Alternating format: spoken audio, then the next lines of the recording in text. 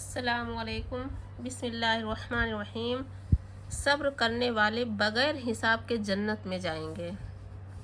حضور پرنور صلی اللہ علیہ وسلم فرماتے ہیں کہ قیامت کے دن یہ اعلان کیا جائے گا کہ اللہ تعالیٰ جس کا قرض دار ہو وہ حاضر ہو جائے۔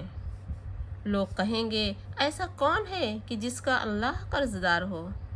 فرشتے جواب دیں گے کہ جن لوگوں کو اللہ تعالیٰ نے دنیا میں تکلیف دی تھی اور اس تکلیف سے ان کو صدمہ پہنچا تھا اور ان کے آنسو نکلے تھے، مگر انہوں نے اللہ تعالیٰ کا حکم سمجھ کر صبر کیا تھا اور اللہ تعالیٰ ان کا قرض دار ہے، اور دنیا میں جو وعدے صبر کرنے والوں کے لیے کیے گئے تھے آج پورے کرے گا۔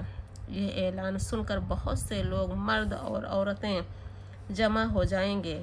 فرشتے ان کے اعمال نامہ دیکھیں گے، جن کی بے صبری نکلے گی اور ان کو دور کریں گے، اور جن کا صبر دیکھیں گے ان کو اللہ تعالیٰ کے عرش کے نیچے سایہ میں کھڑا کر کے عرض کریں گے کہ اے رب، تیری تکلیفوں پر صبر کرنے والے حاضر ہیں۔ حکم ہوگا کہ ان سب کو طوبیٰ کے درخت کے سائے میں کھڑا کرو کہ ہم پہلے اپنے نور کی روشنی سے ان غم کے ماروں کے دلوں کو ٹھنڈا کریں گے۔ سبحان اللہ۔ بس ان کے دلوں کو ٹھنڈک پہنچائی جائے گی۔ پھر حکم ہوگا اے صابر بندو، ہم نے تم کو دنیا میں ذلیل کرنے کے لیے تکلیفیں نہیں دی تھیں، بلکہ اس لیے دی تھیں کہ آج کے دن تمہارے درجے بڑھائیں۔ بس آج ہم ان غموں اور تکلیفوں کے بدلے تمہارے گناہ معاف فرماتے ہیں اور تم کو دوزخ کے عذاب سے بری کرتے ہیں۔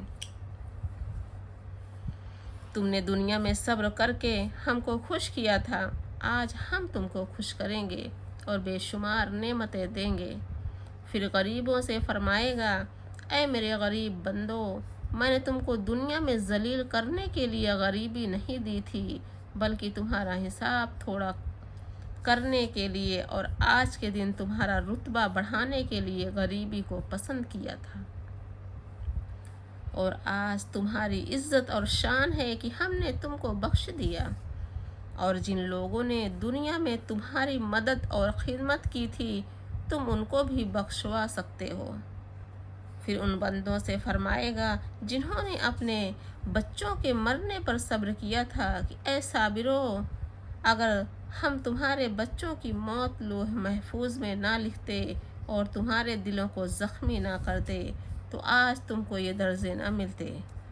صبر کرنے کی وجہ سے ہم تم سے خوش ہیں، اور اب تم اپنے بچوں کو ساتھ لے کر بغیر حساب کے جنت میں داخل ہو جاؤ۔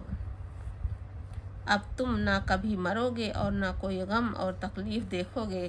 پھر اسی طرح اللہ تعالیٰ اندھے، لنگڑے، کوڑھی، بیمار وغیرہ مصیبت کے مارے ہوئوں سے فرمائے گا، اور سب غم زدہ لوگ مرد اور عورتیں اپنے اپنے رتبے کو دیکھ کر خوش ہوں گے۔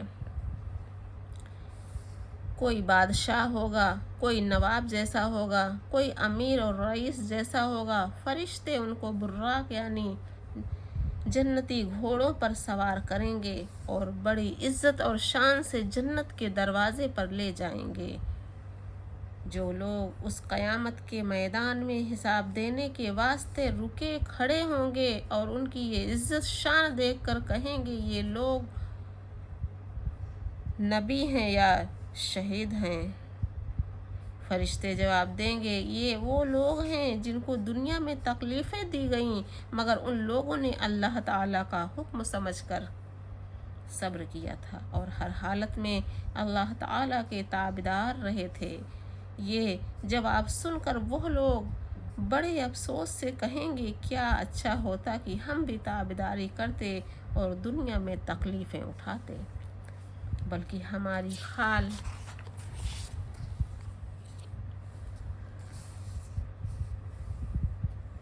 کینچیوں سے کاٹی جاتی کہ آج ہم کو بھی یہ عزت ملتی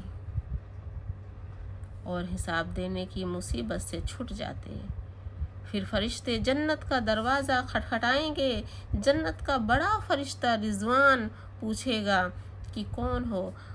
फरिश्ते कहेंगे साबिर लोग आए हैं, दरवाज़ा खोल दो। वो कहेगा अभी तराजू खड़ी नहीं की गई और ना हिसाब किताब का दफ्तर खुला है, फिर ये लोग हिसाब देने से पहले कैसे आ गए। फरिश्ते कहेंगे कि साबिर लोगों से हिसाब किताब नहीं लिया जाएगा, बस रिजवान जन्नत का दरवाज़ा खोल देगा और साबिर लोग बड़ी इज्जत शान के साथ जन्नत में दाखिल हो जाएंगे।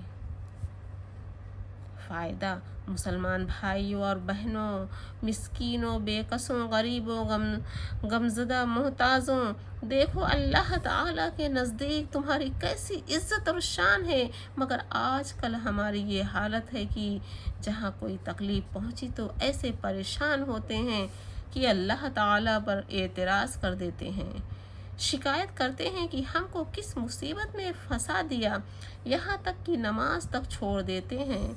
जैसे एक शख्स बड़ा नमाजी परहेजगार मशहूर था, उसकी भैंस मर गई, उसके लड़के ने खबर दी कि बापू जिसकी नमाज पढ़ा करता है उसने हमारी भैंस मार दी। कहने लगा कि अच्छा इस भैंस तो मार ही दी है, मैं भी असल माँ बाप का हूँगा तो अब सारी उम्र नमाज नहीं पढ़ूँगा। और वज़ू का पानी गिरा कर वो जाहिल कहता है कि लो